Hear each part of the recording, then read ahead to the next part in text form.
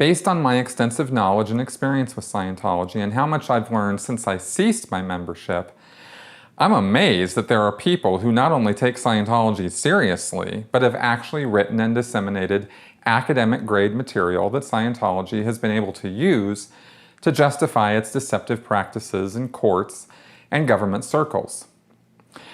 Apologetics are defined as reasoned arguments or writings in justification of something, typically a theory or religious doctrine.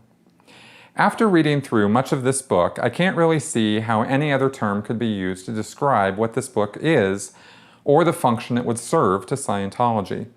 In fact, sometime in the 1990s, Scientology hired a number of academics and religious scholars around the world to write favorable expertises of Scientology.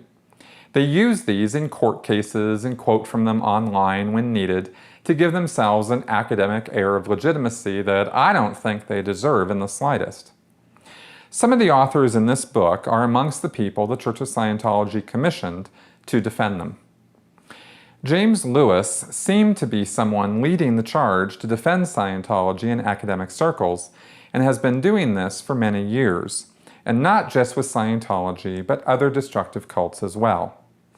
It is definitely true that some groups may not get a fair shake in the media, and it's a good thing that academics would speak up about this and try to set the record straight. So don't get me wrong, I admire the stated intention that Lewis and company have in trying to bring a balanced approach to talking about these groups.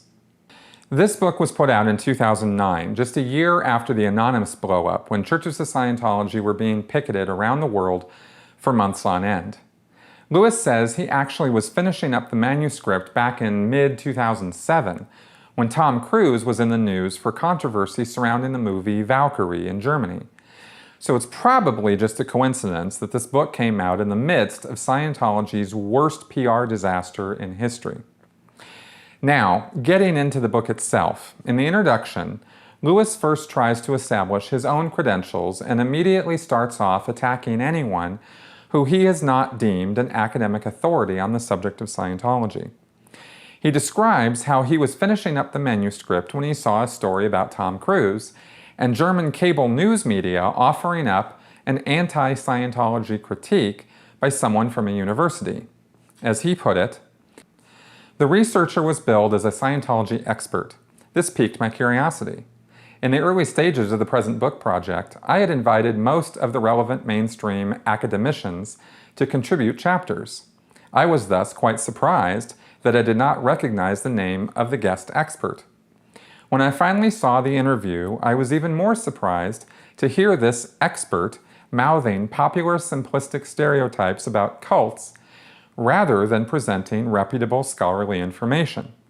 He emphasized standard negative information about Scientology, such as the Guardian's Office's covert infiltration program, neglecting to mention that the church eventually shut down the Guardian's Office and disciplined the individuals responsible for illegal activities. Now, right there we have the first major problem. Lewis has now countered a claim against Scientology with one of his own, that although the church was engaged in what is historically recognized as the most massive and widespread infiltration by any group into the United States government, that the church acted responsibly by shutting down the GO and disciplining those responsible. However, that is a gross alteration of what actually occurred, and in fact is an outright lie. Now, whether Lewis knows this is a lie or not, I can't say. Like much of what goes on in this book, the primary source of information these scholars fall back on is the Church of Scientology, an organization which has been proven over and over and over again to knowingly and willfully lie about any and all of their operations in order to maintain a good public image. For these academics to take anything a representative of the Church of Scientology says at face value is a failure in their research methodology, and I hold them responsible for it when they forward these untruths as fact. His claim is a lie because A, the church did shut down the Guardian's Office, but all of the operating policies and many of the personnel of the GO simply transferred en masse to the Office of Special Affairs, the church's current intelligence branch, which was formed immediately after the GO fiasco. So while the title Guardian's Office is no longer used, one can hardly claim that the office was actually shut down.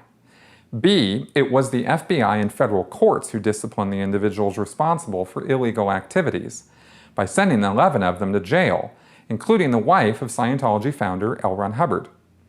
Had an FBI-initiated investigation never uncovered the truth about what Scientology was doing, there is nothing to suggest that L. Ron Hubbard or Scientology would ever have stopped their illegal activities. In fact, Scientology didn't stop engaging in illegal operations against its critics and perceived enemies after the GO bust, as has been documented in numerous court cases from the 1980s to the present. These are a matter of court record and are not my opinion. What's more, Operation Snow White, which was the name of the covert intelligence operation the GO was running against the US government, was shown to still be in active operation under the Office of Special Affairs a full 10 years after the GO was shut down. For all I know, it's still being run. Lewis then goes on to refute the TV expert by saying he's a computer scientist and never published in a scholarly publication, so therefore nothing he says about Scientology is worth considering because it's outside his field of expertise. This is an interesting use of ad hominem, meaning a claim against the person making an argument rather than the argument itself. Anyone is capable of voicing truth, and even if it comes from a janitor or a 4-year-old, doesn't make the claim untrue. I'd actually expect more from someone with a PhD in religious studies who claims an objective perspective. Unfortunately, as I've just shown you, anyone can make a mistake, whether you're an acknowledged expert in your field or not. And when it comes to Scientology, the academics featured in this book make so many blunders that it's hard to take them seriously when they claim to be experts on Scientology. Which is actually not to say that I disrespect the scholars in this book for their background and knowledge base. In fact, just the opposite. I think Lewis does make a valid point in stating that the expert opinion of someone from a religious studies, sociology, or psychology background is worth more than, say, someone who has a computer science degree. I think he just takes it too far in automatically naysaying anyone who doesn't share his academic pedigree and using ad hominem to invalidate whatever they say. Lewis and other academics in this book have also gone on record as saying they do not use or trust the information given by apostates or former members.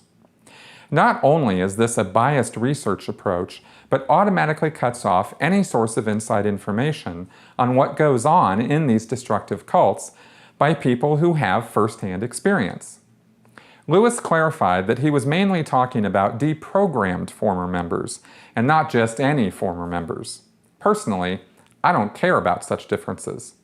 Emotions certainly can affect judgment and opinions, and care should be used by researchers in selecting and verifying information from any source. But raw data is raw data. To simply write off information from someone because they were deprogrammed or are an apostate is not only bad research, but actually opens the researcher up to justified accusations of bias or favoritism.